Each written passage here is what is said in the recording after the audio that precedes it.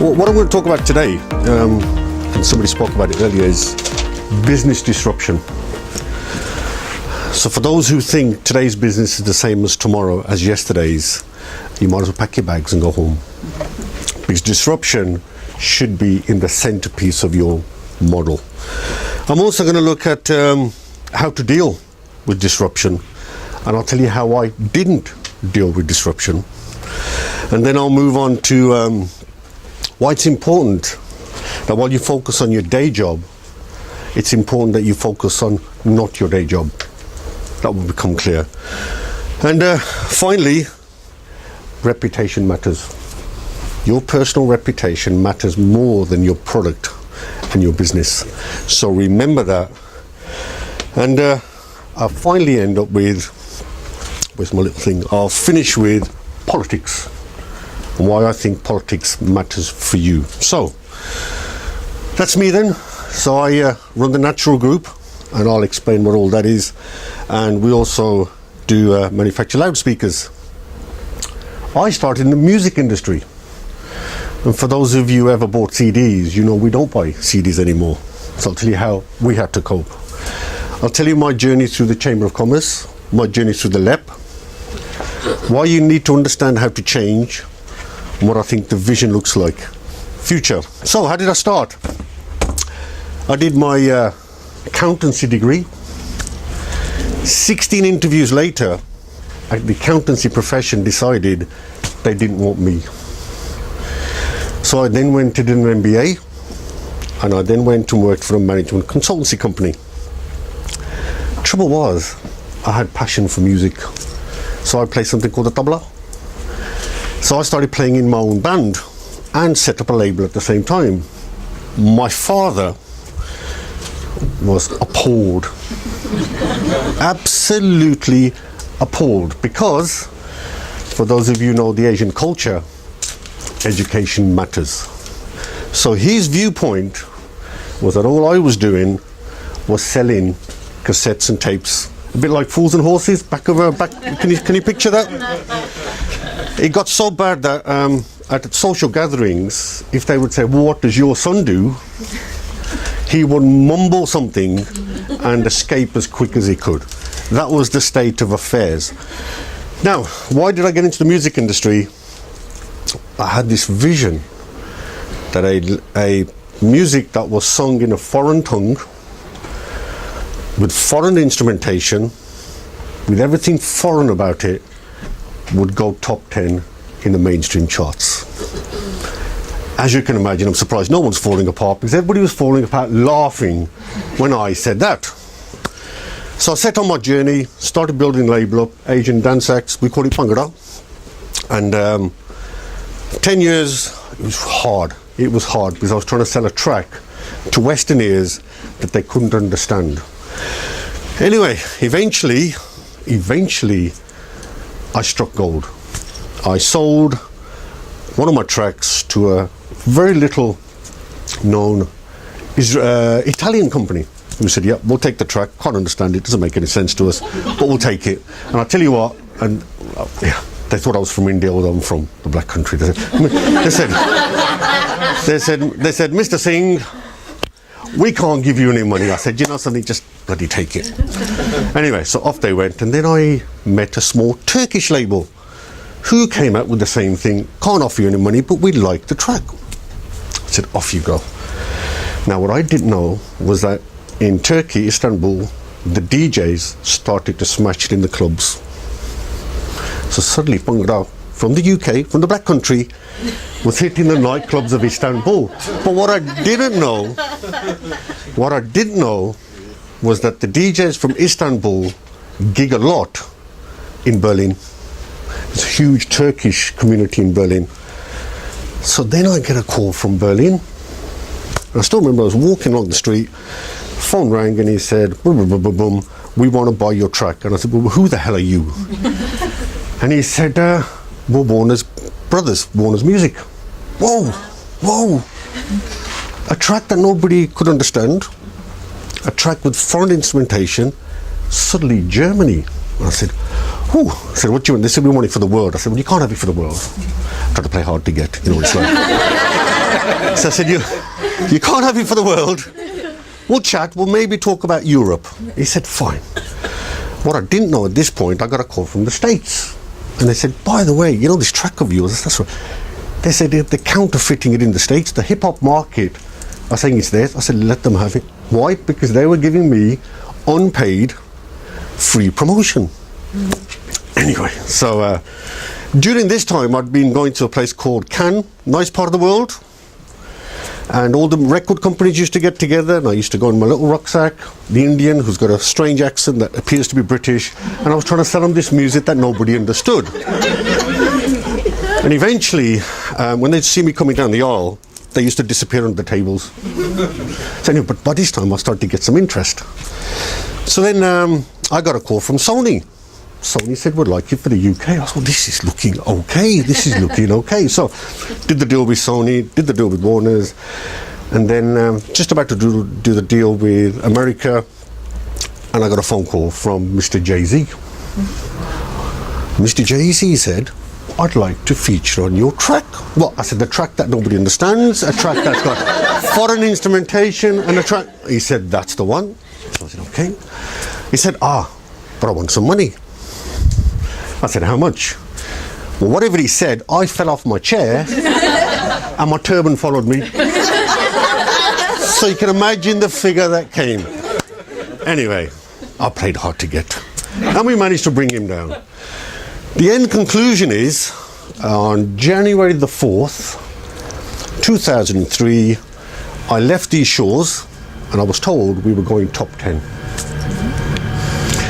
I got to France, to Cannes, and I was told we were number 8. Now, I'll take you back. The charts always used to happen on a Sunday. Yeah.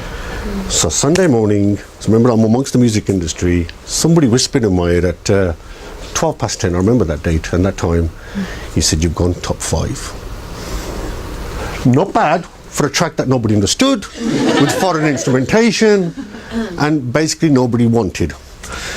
Anyway, we then went top 5. We sold 750,000 copies in Italy and went top 2. We went number 1 in Italy, knocked off somebody called Ronan Keating. Do you remember Ronan Keating? And with Jay-Z's help, we went number 7 in the States.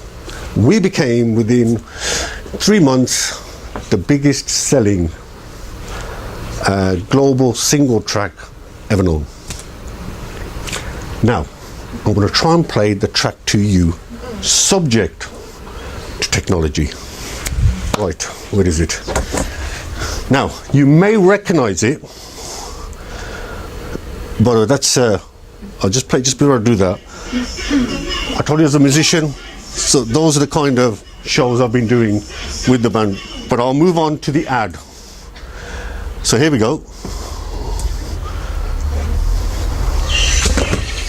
You might have seen a BT Sports.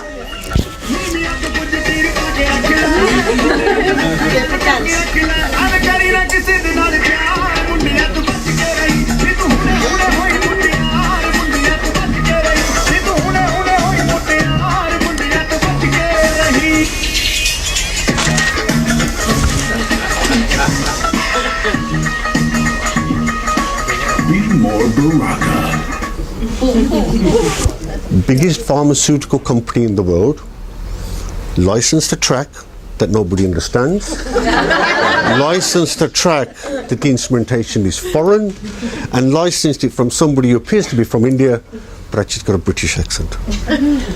Somebody told me 10 years ago this was not possible. Everybody told me this wasn't possible. So if you can do something different, something with a bit of passion, and you can execute a strategy properly, you will do it. So that was the background. But then, of course, if you're in the music industry, something called the internet came along. And overnight, it wiped us out. Because what was now happening was people with CDs were no longer buying CDs. So we became victims of disruptive technology. And a big warehouse, had big forklifts, had people running around picking up CDs, vinyls, stacking them all up, shipping them out, shipping them in. All had to go. Because now you can buy your track on one of these. And on one of these you can decide when to buy. In other words, you haven't got to go to a corner shop or on HMV or our price. You don't have to buy the whole album. You buy the single track and you can buy it at 3 o'clock in the morning. And guess what? You don't need a CD player. How did we respond? When we heard there was downloading, illegal downloading, we decided the best thing to do was sue your customer. So we sued the spotty 14-year-old who couldn't afford to buy it in the first place. We sued the 88-year-old dear next door who suddenly discovered the fantastic thing called the internet, and we sent them all desist notices because we thought the best way to deal with disruption was to sue. Wasn't going to happen. So we had to react as a business, as you all do. You have to anticipate disruption and understand how to overcome it. Anyway, from there I then moved on to entertainment, and I'll come back to that in a minute. But disruptive technologies is not disruption from a technology perspective, but we're disrupted by, and the biggest disruptor at the moment is him. He has created the most uncertainty the markets have ever seen. The dollar fell today. Because he's press secretary. But politics, and he can only be judged by people around him, because he's the boss. Further disruption, because we don't know what's going to happen in France. We don't know whether the vote there will lead to the demise of the EU. If so, how does that affect you as businesses? Do you know? And of course, as society, we've changed totally. We've totally changed. And now, what we used to buy, anybody got a BlackBerry? And this is the response I get when I say, has anybody got a BlackBerry? 5 years ago, this was the product. If you'd said to BlackBerry, so think about your business, if you'd said to BlackBerry in 5 years, you're going to be nobody, they would have laughed at you. If you'd said in 5 years time, you won't be making these, they would have laughed at you. So, I'm just going to show you the things that happen when you don't, or you ignore disruptive technology. I bought something from you last week, and I'm very disappointed. Oh yeah? What's the problem? Yeah, well, my BlackBerry is not working.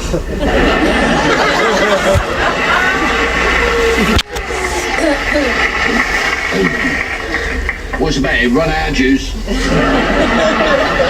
No, it's completely frozen.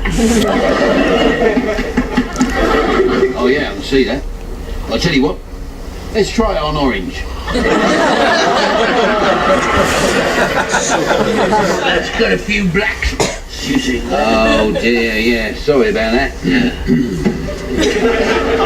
Was there any idea to get my BlackBerry working? Well, could be an application issue. But where do you store that BlackBerry? It's on my desktop. Well, you could try using a mouse to drag the BlackBerry to the trash. Then after you've done that, you might want to launch the BlackBerry from the desktop.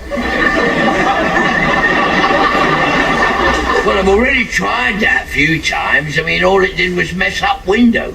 Well, it might be worth waiting a couple of weeks. They got the latest BlackBerries coming in then. Well, could you give me a date?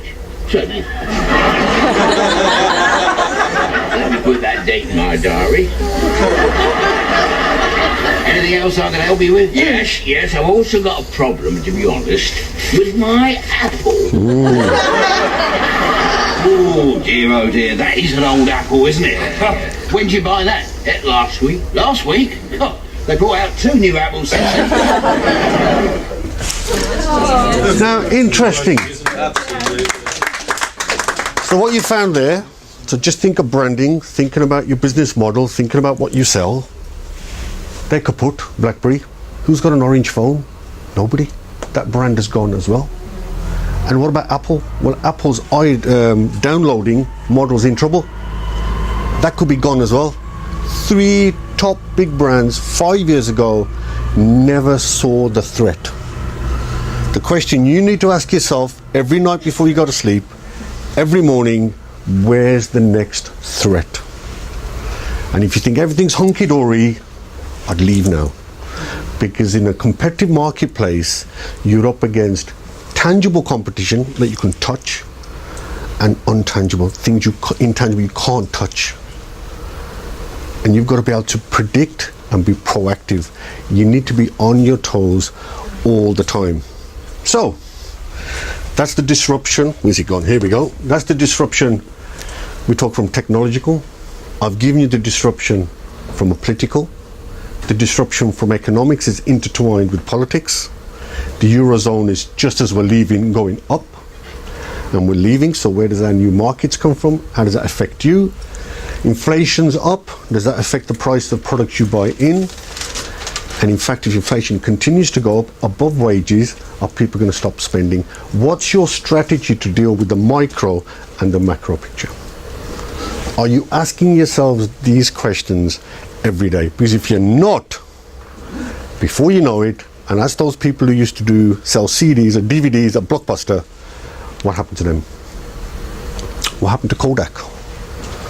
And what happened to HMV and everybody who sold CDs? So, my day job then. I've told you about the music. I do events and also manufacture loudspeakers. Some of the events I do, some of you may have gone to them, the Signature Awards, which is in Birmingham. And in the Black Country, coming up soon, and I've got some paraphernalia here, we do the Nachural Summer Business Ball and Awards, all happening in the Black Country. Not the day job. What am I doing that doesn't involve the day job? Well, I'm a board member on the West Midlands Combined Authority. I sit in the Black Country Lep Board, and I'm a member and governor at the local university. Why? Because I'm hoping through this I'll see things that I don't see during the day. People will tell me those threats that I can't see. Because if I stay in the office 9 till 5, my business will be shut within the year because I won't see the threat. I won't see what other people are doing that is different to what I do. So the fact you're here is good because that means you're engaged, you understand the threat, you need to understand and increase your customer base, but watch out for the threat. So, I became president and I thought, I need to model myself on a president who's been around the longest. That's not going to work. No. So I thought, let's look for a president that has been, is known for his probity. And I came up with him. So I thought, as President Chamber, I need to stand out, I need to create a brand for myself. So I'll tell you what, let's look for one who's famed for his communication skills, a president that's famed. There's an old saying in Tennessee, I know it's in Texas, probably in Tennessee, that says, fool me once, shame on you. If fool me, you can't get fooled again. Communication wasn't his key skill. But actually what it taught me was actually you should be yourself. Don't try and copy someone else. I know there are some inspirational role models, but actually people buy from you. They're not going to look at me as a president and compare those. I have to put my own footprint. You have to put your own personality onto your brand. Your products will change, your business will change, but you won't. Your personal brand is your key asset. If you ignore that, your business will be finished. So, moving on, so why did I, took me to some nice positions being the Chamber President. And what it enabled me to do is it enabled me to find out what was happening at the macro picture. You need to be out and about. You need your brand being pushed. And through the LEP, we talked about skills with people like Vince Cable. And said, well, what's happening in the marketplace? I'm sorry, Ninder, will you say what the LEP is? That's a good point. I'll come back. Okay, who knows what the LEP is? Good question. Hands up if you've heard of it. Hands up if you understand what it means. Oh dear. Okay, let me go back and I'm going to be very quick because time is short and we're all going to end up losing loads of pounds sitting in here. 2010, coalition government came in. Coalition government said, right, we're getting rid of something called the RDAs, They used to decide where the money was channeled, and what we're going to ask you to do is, you public sector, that's the leaders, you've got to sit with the private sector, that's businesses, and collectively, as a partnership, you've got to decide where to spend the money. So, and I'll go through some examples later on where this money is being spent. But what you had for the first time was the voice of business at the top table telling local authorities where we should spend our money. Remember I said to you why politics is important? Well, if you don't know this, then you as a voice is lost. You need to hassle people like me so I can hassle them. To say, this isn't right, this isn't right, this is good, this isn't good, this is good. That's why politics matters. And for too long, Whitehall, people in London, never been to this part of the world, would decide for us. You then wonder why for 30 years we've had no investment in the area at all. None. And I think that's where the LEP came in. And I'll give you examples of what the LEP's done. In terms of me then, here's my new album. If somebody wants to buy it, I've got it in the back of my car. So I did exactly what my dad thought I used to do. So I still carry on with the music. But now we ask ourselves, what's happening in Wolverhampton? What does the future look like for you? And I'm assuming you're all from Wolverhampton. So let me do a skip through of, somebody said no. No, you're not. Who's not from Wolverhampton? I was told you were all going to be from Wolverhampton. We have to bring our passports. Sorry? They need to get out of this place. Okay, right. I'm gonna try and fix this up with what's happening in the region generally, but it gives you an idea where the money is being spent. And I'll tell you why I was late getting here, because this morning we were in London. I was with the Wolverhampton Council, and this council is named the top 5 of all councils. So I was part of their bid team this morning, hence I dashed back. But let me give you examples of what's happening, and then I'm happily going to answer questions in the Black Country. So, that's the Wolverhampton. These are some of the things I'm now going to refer to. Those for people who didn't know where Wolverhampton was. New railway station. If you've been to the old one, horrible. But lots of money being spent, 132 million to make this one of the railway stations around. The new car park extension, I just parked my car at the council car park. The car park is fantastic. And if you didn't know, there's actually awards for those with the best car park. I didn't know such a thing could exist. And there's a magazine called Car Park, weekly or monthly. There has to be a market for it. Somebody's reading it. Well, anyway, Wolverhampton Council won Car Park of the Year. So there you go. Car Park of the Year.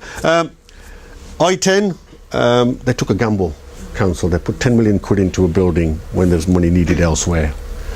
But it's worked within, I think it was 9 months, fully let out. That is now generating cash for the residents of Wolverhampton. In fact, it was so successful, they're doing another one called I-9, and that will have similar effects. And what does it do?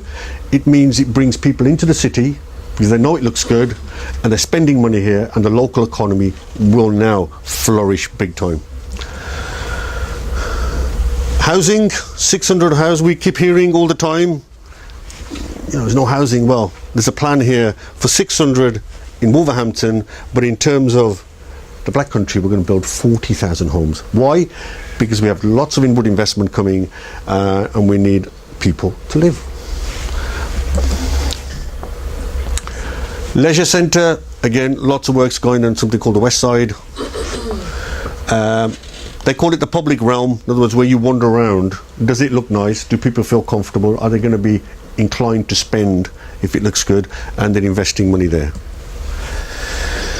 Now, I'm going to now really complicate things. Right, we talked about the LEP. Remember the LEP? Local and public sector. Well, now the 3 LEPs, Black Country, Greater Birmingham and Coventry are coming together to put something called the West Midlands Combined Authority. So you got the LEP, now you got 3 LEPs, and now if you put 11 LEPs, you've now got something called the Midlands Engine, which stretches right across East Midlands and West Midlands. I'm not going to go through all this, but if anybody wants any details on it, I'm more than happy to explain to them what it is. There are some of the words, some of the people who are endorsing it, saying it's really, really good, and this is what it's all about. But what it means now is that this political landscape will now change forever. So what you need to be careful about, you need to think about how at the micro level, how does your business operate? You also need to be comfortable with what's happening at the macro level. You need to know what other things that might affect your model in the next 3, 6, 9, and maybe even 2 years. And I'm going to leave you with a little advert that took place in Israel, and I managed to license this track to an Israeli company, and you know what they think about Muslims and people of this colour. And I managed to license the same track, the track that nobody could understand, the track that had the music nobody could understand, but it ended up.